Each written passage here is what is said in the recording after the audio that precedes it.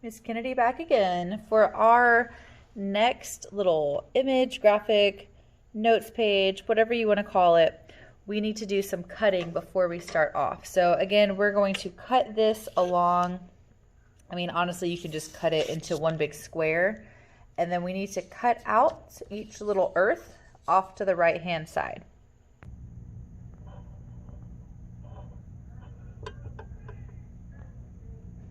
So once you have cut out your little earths on their tilted axis, remember that our earth is tilted at 23.5 degrees. We need to place these where they go in relation to the seasons. So what we have on this paper here, I always start at summer because for me, I know summertime, the northern hemisphere for us in summer, it's pointing toward the sun. We are getting the most direct sunlight when it's summertime.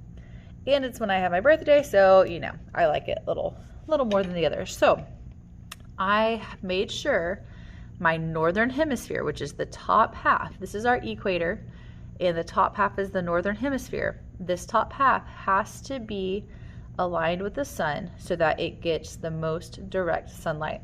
And as you can see here, summertime runs from about June 20th to around September 19th.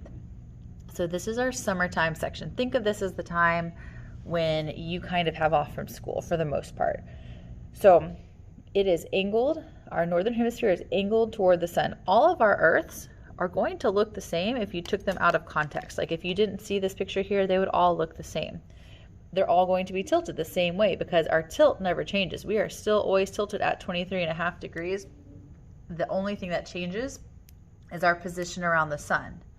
And so our position around the sun, yes, affects seasons, but a lot of it has to do with that tilt. Because if our earth wasn't tilted, we would have no seasons. If our earth wasn't tilted, it would be like literally, if it was straight up and down, it would be like this at summer. It'd be like this over here.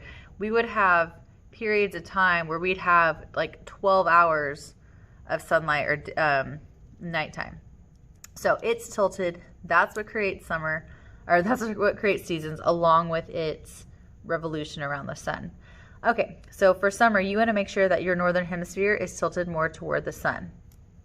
When it's fall time, it's still tilted, but it is receiving, our earth receives equal amounts of daylight or sunshine on both hemispheres.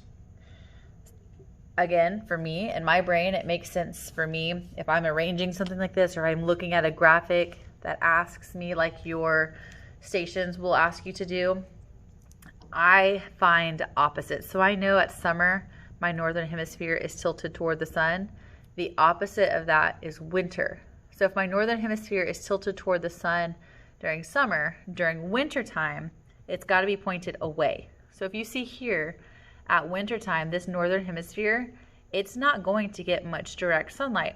So hopefully as you guys are going through your ISN earlier on that collaboration board, you realize that when we started school this year around September, we had a decent amount of day length.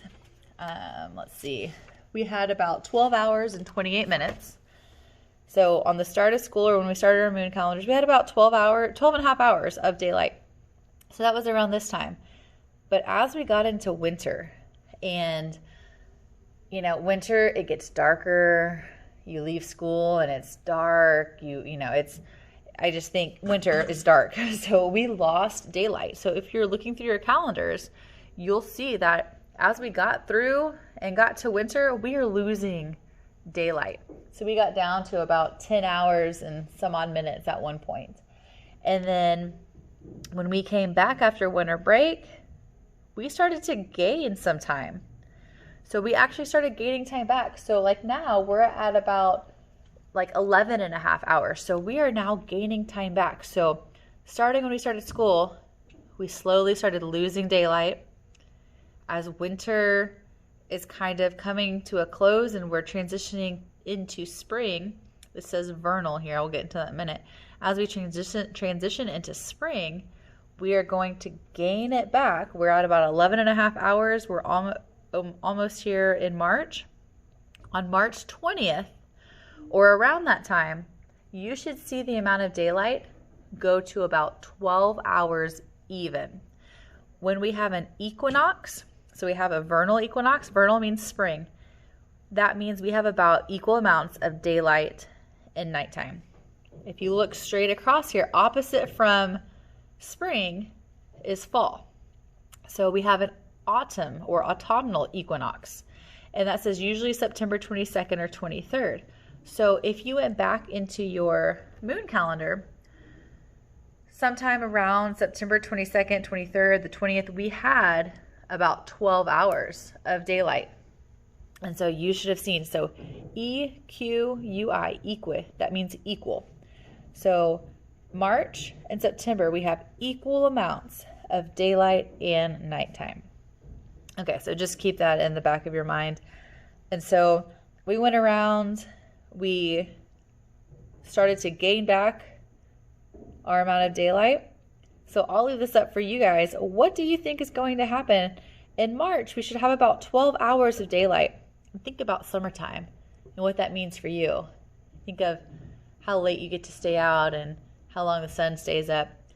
Just on your own, think about what's going to happen. What do you predict to happen once we pass this vernal equinox and we get to 12 hours? What do you think is going to happen for the rest of spring and summer?